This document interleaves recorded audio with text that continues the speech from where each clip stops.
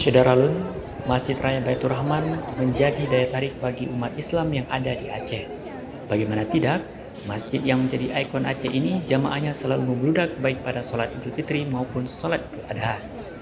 Seperti pada pagi hari ini, puluhan ribu jamaah sholat Idul Adha dari berbagai daerah memenuhi Masjid Kebanggaan Masyarakat Aceh ini pada Minggu 10 Juli 2022. Sebagian jemaah adalah pekerja dan mahasiswa yang tak mudik tahun ini karena singkatnya libur lebaran.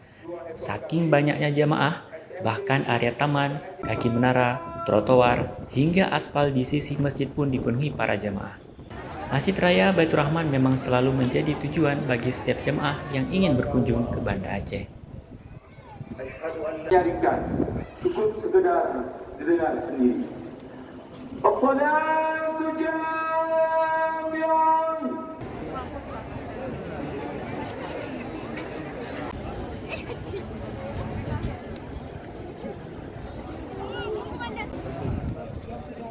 Dari Banda Aceh, Muhammad Nasir, Serambi On TV.